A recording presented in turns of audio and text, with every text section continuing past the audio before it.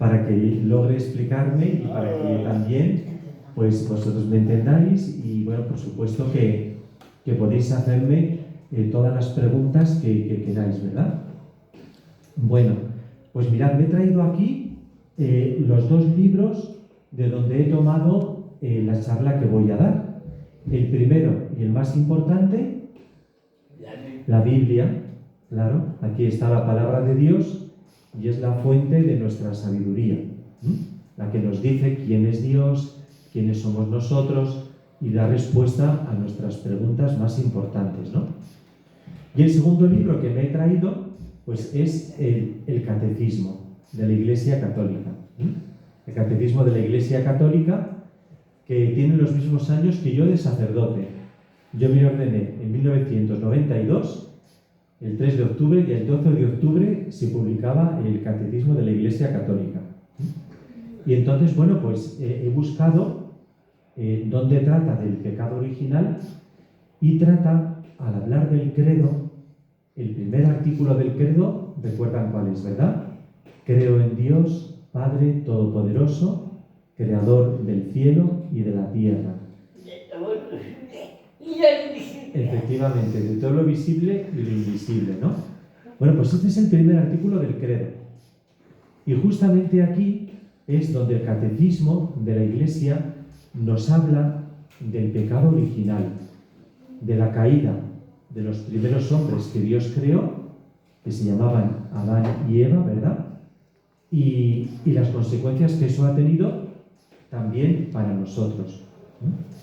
Bueno, entonces mirad, tenemos que empezar por la Biblia, porque el primer libro, que saben muy bien que se llama Génesis, ¿verdad? Pues el primer capítulo del Génesis trata de la creación del hombre y de la mujer. Esa creación del mundo, de los animales, de las plantas, de las aves, y al final del hombre y la mujer en 7 días. El segundo capítulo vuelve a narrar la creación del hombre y de la mujer de otra forma. Y el tercer capítulo es el que habla del pecado original. Entonces, mirad, para poder comprender el pecado original, tenemos que tener este punto de partida, que Dios ha creado el mundo y lo ha creado bueno.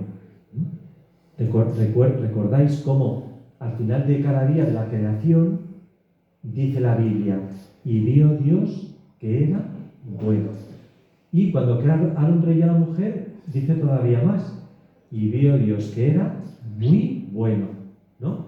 Por lo tanto, Dios ha creado el mundo bueno, todas sus obras tienen su huella, su imagen, pero claro, nos encontramos con la realidad del mal, del pecado, de los actos malos que hacemos los hombres, y entonces por eso nos preguntamos, la pregunta es, ¿por qué existe el mal?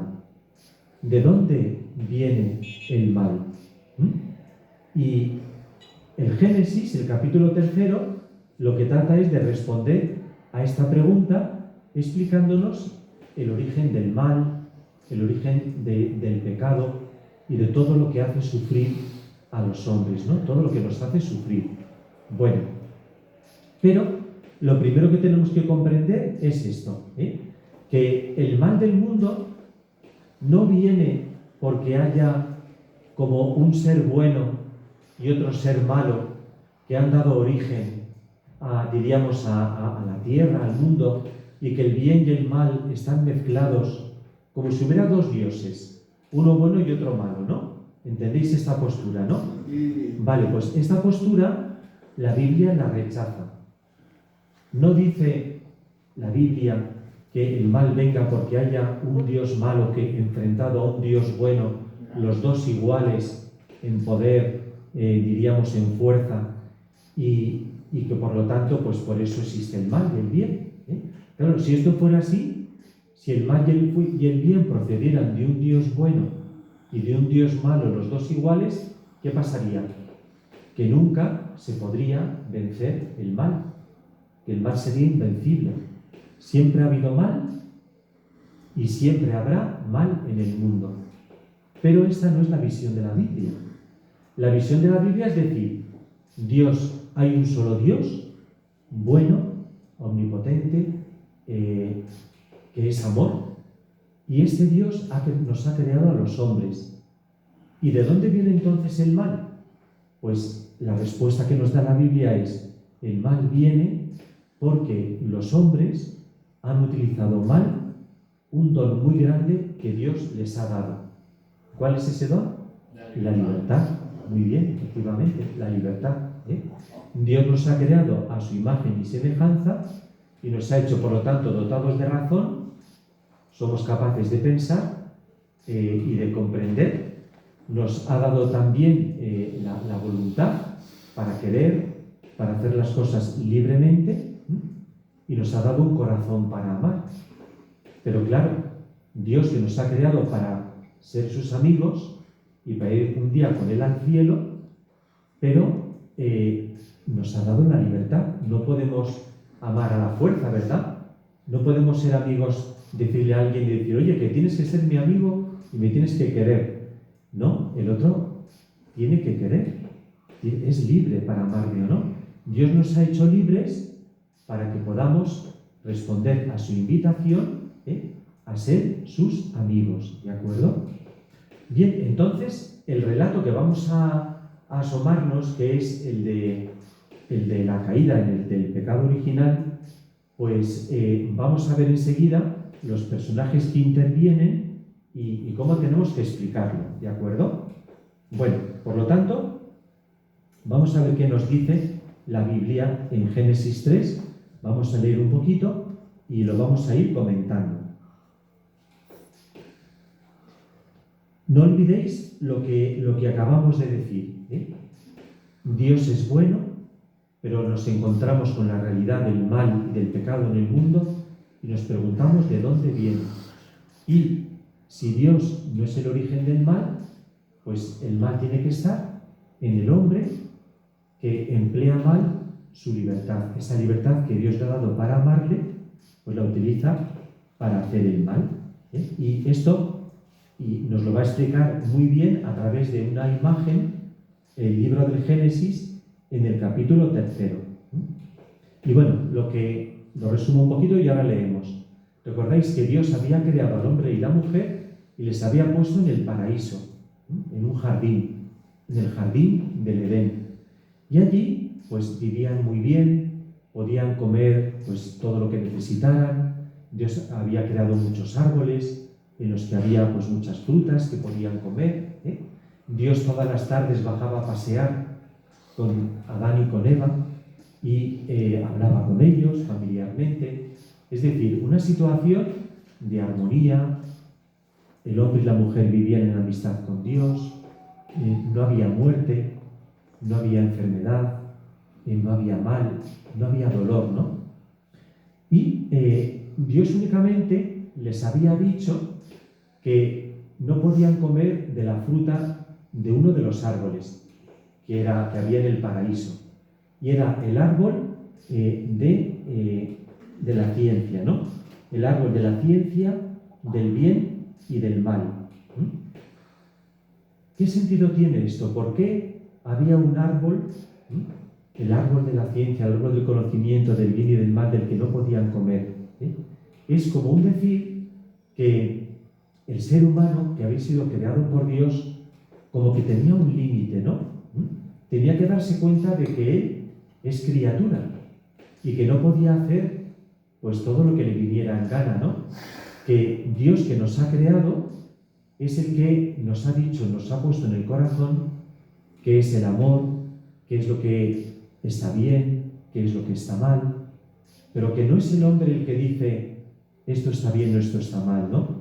Y que pueda hacer lo que quiera según le convenga, según le apetezca. Es Dios el que ha puesto en el corazón del hombre el deseo de hacer el bien y de evitar el mal, y el que, diríamos, nos ha dicho, por medio de los mandamientos, que está bien y que está mal. Precisamente para que no nos inventemos cada 2 por 3 lo que nos conviene, ¿no? Pues ahora me conviene hacer esto y esto está bien. Ahora hago esto y ya está. Y yo soy un Dios que dice a todos lo que tiene que hacer, ¿no? o a sí mismo. Por lo tanto, ese es un poco el sentido de ese árbol único del que no podían comer el hombre, ¿no? Era como reconocer su condición de criatura y que tienen un creador que les ha creado, les ha regalado la vida y que les invita a su amistad, ¿no? Bueno, pues ya leo y vamos a ver lo que pasa aquí. Dice: la serpiente era el más astuto de todos los animales del campo que Yahvé Dios había hecho. Y dijo a la mujer: ¿cómo es que Dios os ha dicho, no comáis de ninguno de los árboles del jardín? Respondió la mujer a la serpiente: podemos comer del fruto de los árboles del jardín, mas del fruto del árbol que está en medio del jardín, ha dicho Dios, no comáis de él ni lo toquéis, so pena de muerte. Replicó la serpiente a la mujer: de ninguna manera moriréis. Es que Dios sabe muy bien que el día en que comáis de él, se os abrirán los ojos y seréis como dioses, conocedores del bien y del mal. Hacemos una parada aquí, luego ya veremos qué es lo que va a seguir, ¿no? Para explicar algo muy importante. Lo primero, ha aparecido un animal. ¿Os habéis dado cuenta, no? ¿Qué animal es el que ha aparecido? La serpiente. La serpiente. La serpiente, pues ese animal que todo nos da un poquito de repugnancia, que no te enteras cuando se acerca porque es muy sigiloso, porque se camufla, y de repente aparece, ¿no? Y te pega el susto o te da el picotazo, ¿no? Bueno, pues esta serpiente está simbolizando en la Biblia a un personaje malo, al diablo, a Satán. Y me diréis, bueno, ¿y de dónde sale ese personaje? Si Dios lo había creado todo bueno, ¿quién es ese personaje? ¿Quién es esa serpiente? ¿No? Mirad, voy a coger el catecismo para poder explicar un poco lo que él nos dice cuando habla de este animal, ¿no? Dice: detrás de lo que hicieron Adán y Eva hay una voz seductora, opuesta a Dios, que por envidia los hace caer en la muerte. La Escritura y la tradición ven en este ser un ángel caído, llamado Satán o Diablo. La Iglesia enseña que fue primero un ángel bueno, creado por Dios. ¿Y por qué esta serpiente era un ángel caído? Antes, dejadme explicaros una cosa. Fijaos, le llama la Biblia Satán o Diablo. ¿Sabéis qué significa la palabra diablo? Significa el que divide. Y esa es la función del diablo siempre, dividir. Dividirnos por dentro, separarnos de Dios, separar al hombre y a la mujer. En las familias, sembrar la división. En una comunidad, pues que nos llevemos mal. Él siempre es dividir, sembrar cizaña. ¿Por qué lo hace? Pues porque es un ángel caído que se rebeló contra Dios. Por lo tanto, hay un pecado de los ángeles, de algunos ángeles, que los ángeles son espíritus buenos, espíritus puros, creados por Dios, pues para servirle, para alabarle.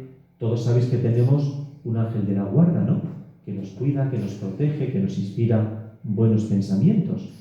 Bueno, pues la Biblia dice, concretamente en la segunda carta de San Pedro, habla de un pecado de los ángeles. Hubo algunos ángeles que se rebelaron contra Dios. Y al rebelarse contra Dios, pues diríamos, fueron arrojados fuera de la presencia de Dios. Y esos ángeles caídos, pues el más importante de ellos es el diablo, que es como el jefe de los demonios, por así decirlo, pues es el que aparece en la creación al principio, pues tentando a Adán y a Eva para que se separen de Dios. Trata de apartarlos de Dios. Y lo hace, pues como os habéis podido fijar, de una manera muy sibilina, porque ¿qué es lo que les ha dicho? Lo primero que le dice: a la mujer: ¿cómo es que Dios os ha dicho no comáis de ninguno de los árboles del jardín? ¿Era esto verdad? ¿Qué les había dicho Dios? Que no comieran de un árbol.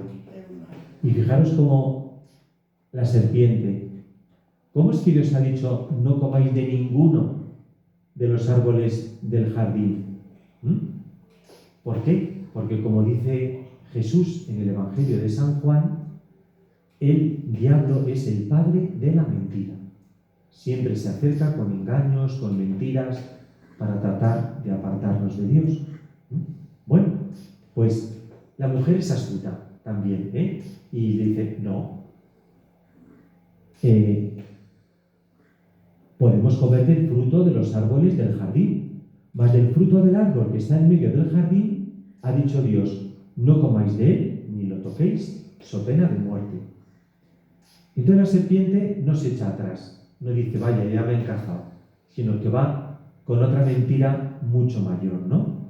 Y le dicen: no, es que Dios no quiere que seáis como Él, porque si coméis de este árbol, conoceréis el bien y el mal como Él lo conoce, y seréis semejantes a Él.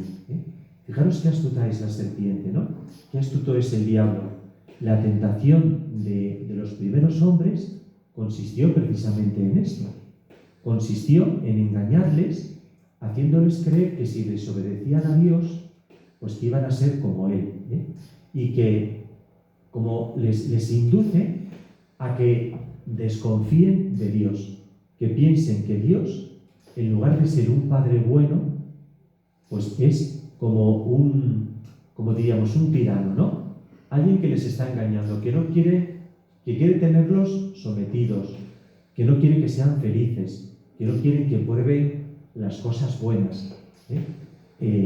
Os voy a leer lo que dice el catecismo, ¿no? Que lo explica muy bien.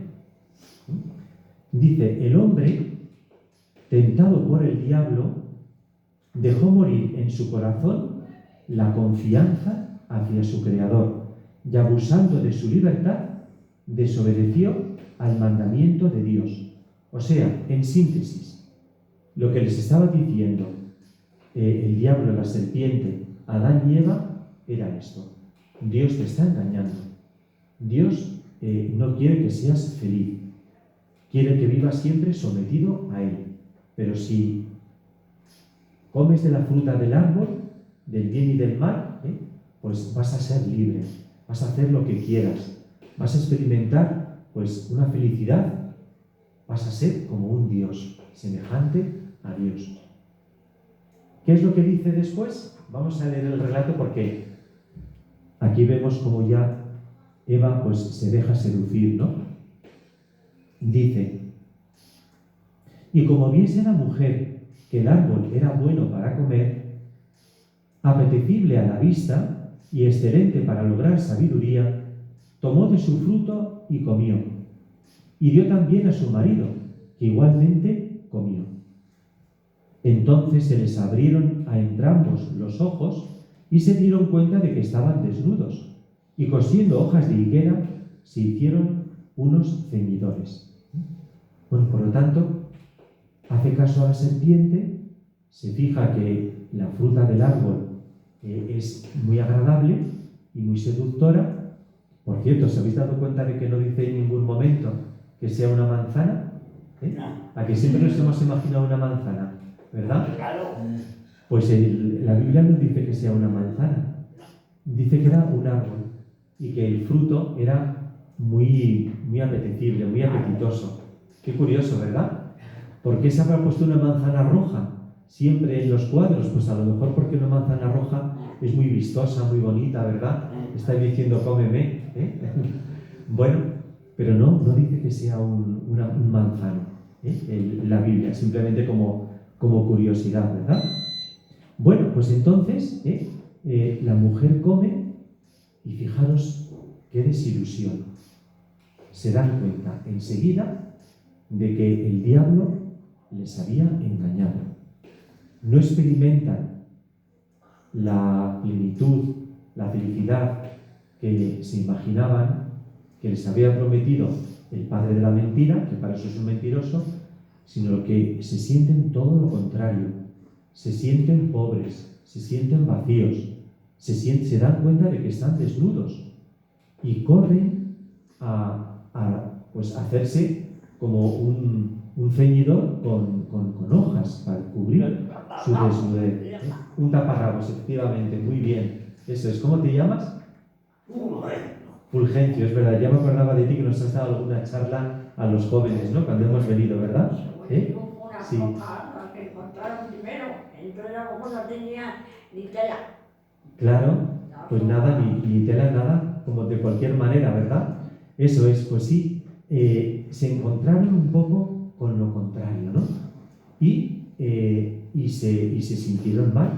Es decir, fijaros, porque esto nos pasa también a nosotros cuando hacemos algo que no está bien. Al principio nos parece que es muy seductor y tal, pero luego nos sentimos mal de haber hecho algo que no estaba bien, ¿no? Y fijaros qué curioso, el diablo cambia de discurso. Al principio promete mucho, cuando ya nos lleva a su terreno, cambia de discurso y nos dice, pues ahora no tienes remedio, Dios no te va a perdonar, vas a ser siempre mi esclavo, ¿no? Y ya no tienes solución. Siempre el diablo trata de llevar a los hombres al pecado y del pecado a la desesperación, como le pasó a Judas y como le pasó a Adán y Eva, que se escondieron. Entonces viene Dios, seguimos con esto, ¿no? Ahora explicaremos un poquito algo más. Oyeron el ruido de los pasos de Yahvé Dios, que se paseaba por el jardín a la hora de la brisa, es decir, a esta hora de la tarde, al atardecer. Y su mujer, el hombre y su mujer, se ocultaron a la vista de Yahvé, por entre los árboles del jardín. Yahvé Dios llamó al hombre y le dijo, ¿dónde estás? Este contestó, te oí andar por el jardín y tuve miedo, porque estoy desnudo, por eso me escondí. Él replicó, ¿quién te ha hecho ver que estabas desnudo? ¿Has comido acaso del árbol del que te prohibí comer? Dijo el hombre, la mujer que me diste por compañera me dio del árbol y comí. Dijo pues Yahvé Dios a la mujer, ¿por qué lo has hecho? Y contestó, la mujer, la serpiente, me sedujo y comí. Bueno, por tanto, vemos al hombre y a la mujer asustados después del pecado, huyen de Dios, tienen miedo, se avergüenzan, porque se dan cuenta de lo que han hecho, ¿no? Que han sido engañados y que a un Dios, Padre, Creador, bueno, que les quiere tanto, pues le han dado la espalda, ¿no? Fijaros, os invito a mirar el acto de pecado en sí mismo, ¿no? Para que comprendamos bien en qué consistió el pecado original. Mirad, el acto de pecado fue un acto de desobediencia. Desobedecieron a un mandato de Dios. Siempre el pecado es un acto de desobediencia y es un acto de soberbia, ¿no? Un acto de soberbia porque en el pecado original, pues Adán y Eva pues quisieron ser como Dios. No aceptaban ese límite que Dios les había puesto, sino que quisieron ellos pues determinar eso, lo que está bien y lo que está mal, ¿no? Se rebelaron contra Dios. Dijeron, es como si dijeran, no quiero tener un Dios que me diga lo que tengo que hacer. Yo quiero hacer lo que quiera, lo que me dé la gana, ¿no? Por lo tanto, fue un acto de soberbia. Fijaros también que es un acto de ingratitud. ¿Por qué es un acto de ingratitud el pecado original? Porque Dios les había dado la vida y les había dado todo lo que necesitaban. Y eran amigos de Dios. Pero con ese acto rompían la amistad con Dios y de alguna forma era como no reconocer todo lo que Dios nos ha dado y por lo tanto pues apartarnos de Él, ¿no? Esto lo sentimos también los que somos creyentes, pues a lo mejor cuando tropezamos en el pecado, pues decimos, Señor, con todo lo que tú me quieres, con todo lo que me has dado, con todo lo que confías en mí, ¿cómo he podido yo darte la espalda, ofenderte, herir tu corazón, ¿no? Bueno, por lo tanto, veis, el pecado original consistió en un acto de soberbia, en un acto de ingratitud, en un acto de egoísmo, porque ahí Adán y Eva pues simplemente buscaron su placer, su propia satisfacción, o querían buscarlo, luego se dieron cuenta de que encontraron absolutamente todo lo contrario, ¿verdad? Bueno, pues seguimos avanzando, ¿eh? Ya hemos visto la tentación, en qué consiste, el pecado, en qué consiste. Fue un pecado de soberbia, un pecado de no querer ser criaturas, de no reconocer a Dios como Dios. Y ahora viene una cosa muy importante, que son las consecuencias del pecado, ¿no? ¿Qué consecuencias tuvo este pecado para Adán y Eva y para la humanidad, ¿no? Volvemos a coger el libro del Génesis y aquí Dios pues va a hablar a la serpiente, ¿no? Dice, cuando a la mujer le dice la serpiente me sedujo y comí, le dice a la serpiente, por haber hecho esto, maldita serás entre todas las bestias y entre todos los animales del campo. Sobre tu vientre caminarás, y polvo comerás todos los días de tu vida. Enemistad pondré entre ti y la mujer, y entre tu linaje y su linaje. Él te pisará la cabeza mientras acechas tú su calcañar. Esto a la serpiente. ¿Qué le dice a la mujer? Tantas haré tus fatigas cuantos sean tus embarazos. Con dolor parirás los hijos. Hacia tu marido irá tu apetencia y él te dominará. Al hombre le dijo, por haber escuchado la voz de tu mujer y comido del árbol del que yo te había prohibido comer, maldito será el suelo por tu causa. Con fatiga sacarás de él el alimento todos los días de tu vida. Espinas y abrojos te producirá y comerás la hierba del campo. Con el sudor de tu rostro comerás el pan, hasta que vuelvas al suelo, pues de él fuiste tomado, porque eres polvo y al polvo tornarás. Bueno, tremendo, ¿verdad? Todo lo que Dios dice a la serpiente, a la mujer y al hombre. Vamos a tratar de recogerlo un poquito al todo, ¿no? Mirad, lo fundamental es que con el pecado original se rompió la amistad entre Dios y el hombre. El hombre rechazó a Dios y fue expulsado del paraíso. Vivía en un estado de santidad y de amistad con Dios y perdió esa condición por haber utilizado mal su libertad. Y por eso, pues diríamos que la humanidad desde entonces, pues como que necesitaba ser reconciliada con Dios, vivía al margen de Dios, ¿no? Segundo, muy importante también, que el pecado original, pues rompió también la armonía entre el hombre y la mujer, porque le dice a la mujer y al hombre, ¿no? Como que va a surgir entre ellos la desconfianza, el tratar de dominarse, el tratar de seducirse, como que no van a ser unas relaciones transparentes, sino que cada uno va a tratar de usar al otro, ¿no? De servirse del otro, cada uno empleando sus propias armas. La mujer, la seducción, el hombre, la fuerza. Y por eso vemos, pues eso, ¿no? Tantas dificultades en la relación entre el hombre y la mujer. Pero también vemos que el pecado afecta a la creación, porque le dice al hombre que va a trabajar con trabajo, con sudor, va a trabajar la tierra, Y vemos también cómo la creación, pues como consecuencia del pecado del hombre, del mal uso que hacemos de los bienes creados, la creación también, pues diríamos, también padece las consecuencias del pecado, ¿no? La contaminación,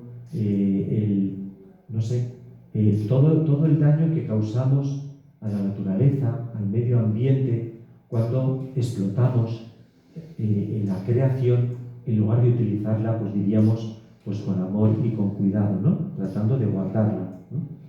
Y luego, fijaros, muy importante lo último que dice, que son esas frases que se nos dicen el miércoles de ceniza. ¿Os habéis dado cuenta que el miércoles de ceniza, cuando el sacerdote nos impone la ceniza, nos dice una palabra? Así es, muy bien, Fulgencio. Polvo eres. Eso es.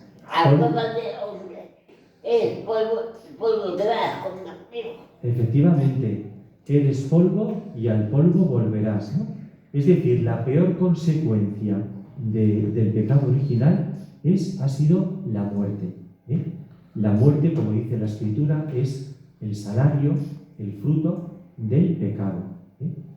Bueno, fruto de esto, pues es también el que los hombres pues tengamos esta tendencia al mal. Pero bueno, no quiero adelantarme, porque Adán y Eva fueron expulsados del paraíso. ¿Y qué fue lo que pasó a partir de entonces? Que el mal empezó a crecer en el mundo, ¿no? ¿Cuál fue el siguiente pecado que cometieron los hombres? ¿Quién lo cometió? También libro del Génesis. ¿Sí, no? Caín y Abel, muy bien. Madre mía, cuánta Biblia sabéis. Estupendo, claro que sí. Caín mató a su hermano Abel. Lo hizo por envidia también. ¿Por qué? Alimentó el rencor porque Dios prefirió la ofrenda de Abel que a la suya, que le daba, pues eso, lo malo, ¿no? que tenía. Y Abel daba lo mejor a Dios. Por envidia. Es por envidia, efectivamente. Así es, la envidia que tan mala es, ¿verdad? El segundo pecado fue, por lo tanto, por la envidia. Y así el pecado fue una bola que fue creciendo en el mundo. Pero hay un rayo de esperanza en medio de esta oscuridad.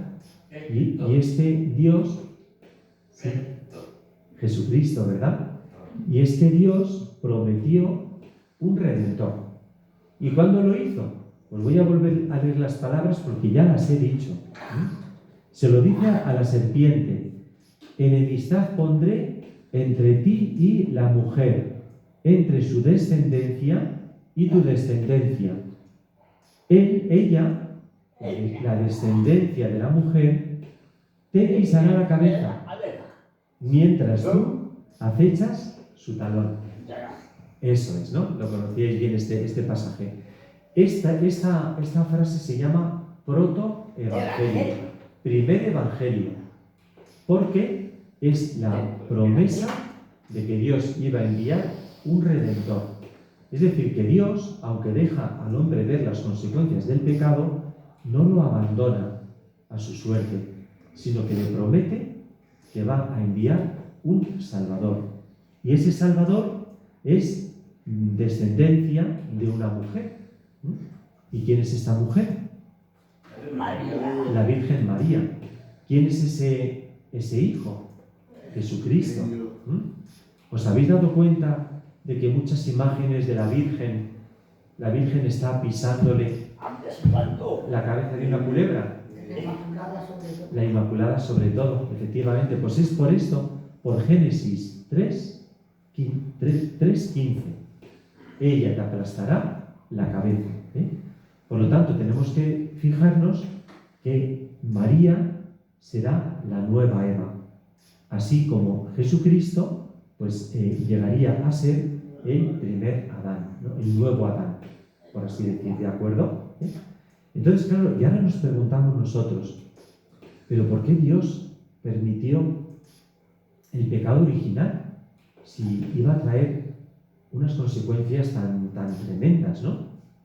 Bueno, pues fijaros, Dios nos creó libres y permitió que usáramos mal nuestra libertad, pero lo hizo porque en su providencia iba a arreglar las cosas de tal forma que el final iba a ser mucho mejor que el principio, ¿no? Porque el pecado iba a ser la ocasión para mostrarnos su amor de Padre de una manera total. ¿Cómo? Tanto amó Dios al mundo que le envió a su Hijo único, para que todo el que cree en Él no perezca, sino que tenga vida eterna. Es decir, el plan de Dios era enviarnos a su Hijo para que se hiciera hombre y muriera en una cruz, y con su sangre derramada, pues borrara el pecado original y el pecado de todo el mundo, ¿no? Bien, ahora vamos a una cuestioncita, ya no quedan como unos 10 minutitos o así, para que luego hagáis preguntas, todo lo que necesitéis. Pero una cuestión importante, ¿cómo nos afecta a nosotros el pecado original? La Iglesia dice que ese estado de pecado, de que el hombre y la mujer pues ya fueron expulsados del paraíso, ¿no? Y vivían lejos de Dios, que lo hemos heredado todos. Todos al nacer, al venir a este mundo, venimos con la herida del pecado original. Entonces, la Iglesia ha tratado de explicar cómo se propaga el pecado original y nos dice que se transmite con la naturaleza humana. Es decir, por el hecho de venir a este mundo, por el hecho de nacer en una humanidad que ya está caída, ¿no?, de su estado original, de santidad y de gracia original, pues que ya venimos todos al mundo con este pecado, que dice el Catecismo, no es un pecado, no es un acto que hayamos cometido, sino un pecado contraído, un estado en el que nacemos. ¿Y de qué manera nos afecta? Pues con lo que llamamos la concupiscencia. ¿Habéis oído hablar alguna vez de esta palabra? La concupiscencia es como la inclinación que sentimos al mal. Entonces, lo que tenemos que darnos cuenta es de que si Dios permitió el pecado, es porque nos iba a enviar un Redentor que nos iba a salvar y que nos iba a mostrar, pues de una manera total, mucho más que al principio, en el paraíso, cuánto nos ama Dios. Y que con su ayuda íbamos a poder ser perdonados y ser santos y poder, pues también, diríamos, convertirnos nosotros en personas que ayudan a Dios y que ayudan a los demás a salvarse. Por lo tanto, esta es los misteriosos caminos y planes de Dios, que es capaz de sacar del mayor mal el mayor bien. Así dice el Catecismo, del mayor mal, que es el pecado del hombre, sacó el mayor bien, que es Cristo, nuestro Redentor, la salvación de todo un Dios, muriendo en la cruz y resucitando por mí y por cada uno de nosotros, ¿no? ¿Cómo se nos borra el pecado original? ¿Cómo se nos quita? Con el bautismo, efectivamente, ¿no? Y es importante que los niños sean bautizados. Fijaros, así lo dijo San Pablo VI en el credo del pueblo de Dios, pues explicó de manera muy clara qué es el pecado original, y cómo hemos quedado heridos como consecuencia del pecado, pero también cómo hemos tenido un gran Redentor y cómo el bautismo pues es el acto, el sacramento con el que se nos perdona el pecado original. Voy a leerlo, que es muy breve y muy claro. Dice: creemos que nuestro Señor Jesucristo nos redimió por el sacrificio de la cruz, del pecado original y de todos los pecados personales cometidos por cada uno de nosotros, de modo que se mantenga verdadera la afirmación de San Pablo: donde abundó el pecado, sobreabundó la gracia. Qué bonito, ¿verdad? Si el pecado es muy grande, mayor es la gracia. Es más, dice el Papa Francisco, el pecado del mundo, o mis pecados, por muy grandes que sean, son finitos, tienen un límite. Pero el amor y la misericordia de Dios no tienen límite, son infinitos. Y por eso siempre pueden perdonarnos y siempre pueden hacer que volvamos a ser hombres y mujeres nuevos, ¿de acuerdo? Bueno, pues confesamos creyendo un solo bautismo instituido por nuestro Señor Jesucristo para el perdón de los pecados. Que el bautismo hay que conferirlo también a los niños, que todavía no han podido cometer por sí mismos ningún pecado. De modo que, privados de la gracia sobrenatural en el nacimiento, nazcan de nuevo del agua y del Espíritu a la vida divina en Cristo Jesús. Es decir, que en el bautismo que recibimos de niños, pues fuimos otra vez elevados a la condición de hijos de Dios, ¿no? Como si volviéramos a un estado semejante al que estaban los hombres antes del pecado original, porque hemos recibido la gracia de ser hijos de Dios, reconciliados con Él, de poder hablar a Dios como un hijo a su Padre, y que el bautismo, por lo tanto, es la fuente de la gracia, ¿no? Es el mayor regalo que hemos recibido todos los que estamos aquí, porque nos ha librado del pecado original y nos ha hecho hijos amados de Dios. Y ya la vida eterna ha empezado aquí en la tierra, porque si tú y yo tenemos en nuestro corazón a Jesús, a Cristo, al Espíritu Santo, pues ya tenemos la vida eterna en nuestros corazones. Y por el bautismo ya hemos muerto sacramentalmente con Cristo, para que cuando el Señor nos llame a su presencia, el día de nuestra muerte, cuando nos llame al cielo, pues que podamos vivir con Él para siempre, ¿no? Porque ya en el bautismo hemos muerto y hemos resucitado con Cristo, ¿de acuerdo? Bueno, pues no sé si me queda algo por decir. Hemos hablado del bautismo, de que la gracia es mayor, ¿no? De que Jesucristo es más fuerte que el diablo, que el pecado, Quizás una consecuencia práctica y concreta para nuestra vida. Mirad, el bautismo nos ha borrado el pecado original, pero nos ha dejado esa palabreja que he dicho antes, la concupiscencia, es decir, la inclinación al mal. Pero somos libres para poder seguir las inclinaciones del mal, las tentaciones de la serpiente, cuando se acerque al oído así sin darnos cuenta y nos diga, pues ¿te has fijado? ¿Por qué no haces esto que te lo vas a pasar muy bien? Algo malo, etcétera, etcétera. Es decir, nos ha dejado la concupiscencia. ¿Para qué? Para que nuestras buenas obras sean meritorias. Es decir, cuando yo rechazo una tentación, imaginaros eso, que viene el diablo pues incitándome a que haga daño a alguien, a que le insulte, a que hable mal de él, le critique. Bueno, pues si yo rechazo esa tentación y no hablo mal del otro, no le hago daño, sino que todo lo contrario, le perdono, etc., estoy haciendo un acto meritorio, diríamos que tendrá una recompensa por la misericordia de Dios en el cielo, ¿no? Es decir, que la concupiscencia se nos ha dado para que merezcamos con nuestras buenas obras, con nuestras tentaciones vencidas. Pero claro, esto significa que la vida cristiana es un combate. Tenemos que estar siempre luchando, vigilando nuestro corazón para que la envidia no eche raíces, para que el rencor no se haga fuerte, para que la pereza no nos pueda, para que la soberbia, pues no nos lleve a desobedecer a Dios o a rebelarnos. ¿Entendéis? Necesitamos luchar y librar un combate. Pero aquí tenemos una ayuda muy importante. ¿Ya os imagináis quién? Jesucristo, efectivamente, que es nuestro Salvador, y Jesucristo nos ha dado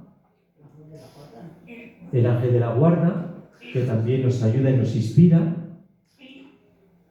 ¿A quién? Fulgencio. La Virgen, ¿no? ¿No?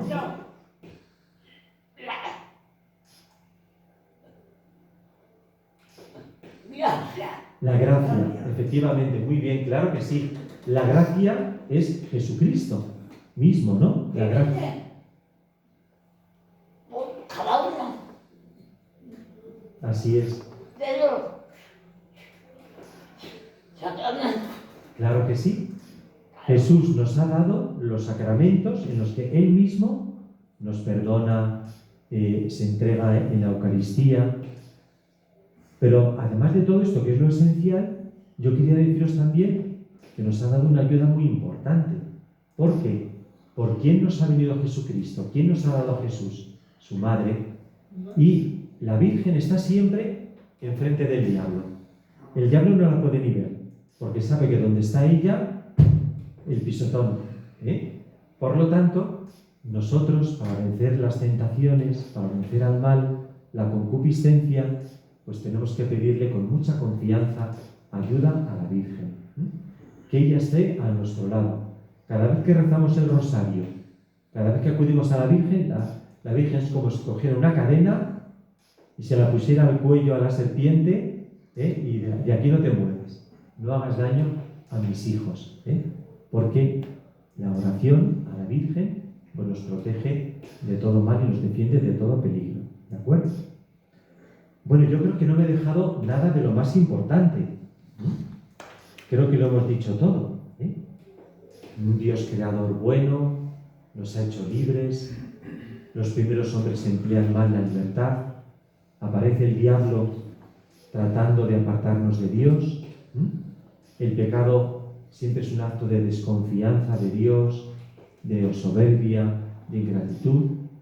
El diablo después quiere llevarnos a la desesperación, pero no hay que hacerle caso, porque Dios nos ha prometido un Redentor, que nos ha venido por medio de María, la Virgen. Y por eso, pues, tenemos que orar y luchar. La vida cristiana es un combate en el que cada tentación vencida, pues nos hace merecer la gracia del cielo, ¿no? Por lo tanto, ánimo y esperanza. Venga, preguntas.